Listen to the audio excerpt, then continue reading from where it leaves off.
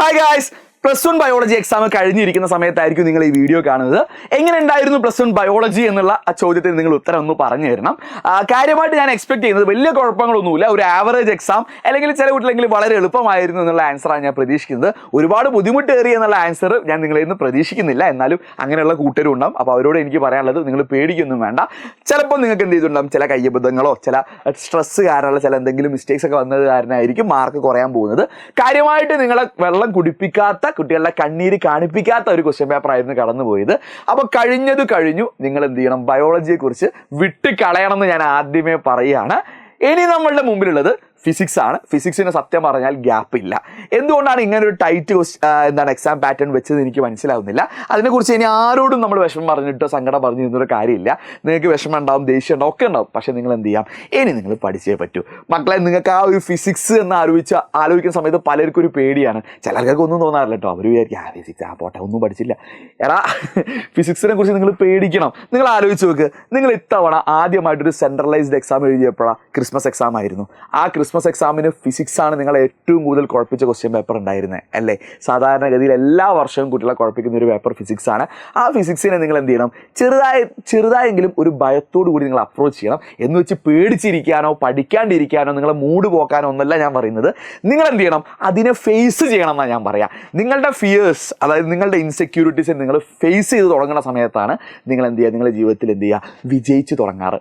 അപ്പോൾ ഫിസിക്സിനെ നമ്മൾ ഫേസ് ചെയ്യാൻ പോവുകയാണ്. ഇനി ഒരുപാട് സമയമൊന്നുമില്ല. സ്വാഭാവികമായിട്ട് എല്ലാവരും ചോദിക്കുന്ന ഒരു ചോദ്യം തന്നെ ആയിരിക്കും, സാറേ ഇനിയുള്ള 1.5 ദിവസം കൊണ്ട് പഠിച്ചാൽ ഫിസിക്സിൽ ഫുൾ മാർക്ക് കിട്ടുമോ?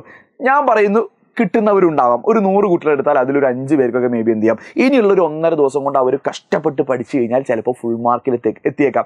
അതാണ് റിയലിസ്റ്റിക് ആയുള്ളൊരു കാര്യം കേട്ടോ. എന്നാൽ അപ്പോൾ ചോദിക്കും, അപ്പോൾ 1.5 ദിവസം കൊണ്ട് പഠിച്ചിട്ട് കാര്യമില്ലേ? കാര്യമുണ്ട്. ഇനിയുള്ള 1.5 ദിവസം കൊണ്ട് പഠിച്ചു കഴിഞ്ഞാലും ഞാൻ പറഞ്ഞില്ലേ, ആ ഒരു 5 പേര് ഒഴികെ ബാക്കി എല്ലാവർക്കും ഞാൻ 100% മാർക്കിൽ എത്തില്ല എന്നേ പറഞ്ഞുള്ളൂ. ബാക്കി അവർക്ക് ആ ഒരു 90% എത്തുന്നതിൽ വലിയ കുഴപ്പങ്ങളൊന്നും എത്തിക്കാൻ പറ്റും. പിന്നെ എക്സാമിന് ചെറിയൊരു ലക്ക് ഫാക്ടർ കൂടി നമ്മുടെ കയ്യിലുണ്ടെങ്കിൽ നിങ്ങൾക്ക് ഒരു 90% അല്ലെങ്കിൽ A+ എന്ന് പറയുന്നതൊക്കെ സ്റ്റിൽ അച്ചീവബിൾ ആണ് മക്കളെ. നിങ്ങൾ ശ്രദ്ധിക്കേണ്ട കാര്യം, എക്സാം ഒരു ലെവലിൻ്റെ അപ്പുറം പരിധി ടഫായിട്ടില്ലെങ്കിൽ നിങ്ങൾക്ക് പഠിച്ചെടുക്കാൻ പറ്റുന്ന കൃത്യമായ ഒരു സ്റ്റഡി പ്ലാനാണ് ഞാൻ പറയാൻ പോകുന്നത്. ഇതുവരെ നിങ്ങൾ പഠിച്ചു തുടങ്ങിയിട്ടുണ്ടെങ്കിൽ മക്കളെ, ഇന്ന് മുതൽ എഡ്യൂപോണിൻ്റെ ഈ ഫിസിക്സിൻ്റെ സ്റ്റഡി പ്ലാൻ നിങ്ങൾ ഫോളോ ചെയ്യാം. അത് നിങ്ങൾ ഒരു ചലഞ്ചായിട്ട് എടുക്കുക കേട്ടോ. നിങ്ങൾ സീനിയേഴ്സിനോ ചോദിച്ചാൽ മതി. കൃത്യമായിട്ട് എഡ്യൂപോണിനെ ട്രസ്റ്റ് ചെയ്തപ്പോൾ അവർക്ക് +2 ഒരുപാട് മാറ്റങ്ങൾ വന്നിട്ടുണ്ടായിരുന്നു. അപ്പോൾ ആരെങ്കിലും ഈ +1 ഇമ്പ്രൂവ്മെൻറ്റ് കാണുന്നവരെങ്കിൽ അവരുടെ എക്സ്പീരിയൻസ് കൂടി എഡ്യൂപോണിൻ്റെ കൂടെ ഉള്ളവർ ഒന്ന് താഴെ കമൻറ്റ് ചെയ്യണേ. മക്കളെ, നിങ്ങൾ ചെയ്യേണ്ട കാര്യം ഇത്രയേ ഉള്ളൂ.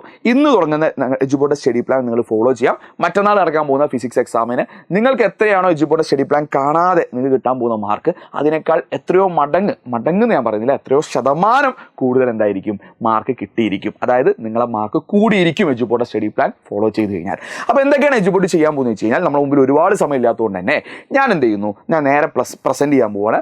നമ്മൾ ഇന്ന്, അതായത് ബയോളജി എക്സാം കഴിഞ്ഞ ഇന്ന്, അതായത് മാർച്ച് 20 നമ്മൾ ചെയ്യാൻ പോകുന്നത് 7:30 നമ്മൾ എന്ത് ചെയ്യുന്നു, മോസ്റ്റ് ഇമ്പോർട്ടൻറ്റ് മോസ്റ്റ് റിപ്പീറ്റഡ് ക്വസ്റ്റ്യൻസിൻ്റെ ഒരു സെഷൻ വെക്കുകയാണ്. ഞങ്ങൾ ഒരുപാട് ക്വസ്റ്റ്യൻ പേപ്പർ അനലൈസ് ചെയ്തപ്പോൾ എല്ലാ വർഷവും എത്ര എക്സാം ടഫായി പോയി കഴിഞ്ഞാലും ഒരു 50 to 60% എല്ലാ വർഷവും റിപ്പീറ്റഡ് ചോദ്യങ്ങളാണ്, അല്ലെങ്കിൽ റിപ്പീറ്റഡ് ടോപ്പിക്സ് ആണ്.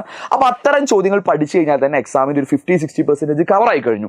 അപ്പോൾ ഈ ചോദ്യങ്ങൾ 14 ചാപ്റ്റേഴ്സിലുണ്ട്. അപ്പോൾ ഇതെല്ലാം കൂടി അടങ്ങിയിട്ടുള്ള ഒരു മോസ്റ്റ് ഇമ്പോർട്ടൻറ്റ് ലൈവാണ് നമ്മൾ ഈ ക്വസ്റ്റ്യൻസിൻ്റെ ലൈവാണ് നമ്മൾ ഇന്ന് തരുന്നാൻ പോകുന്നത്.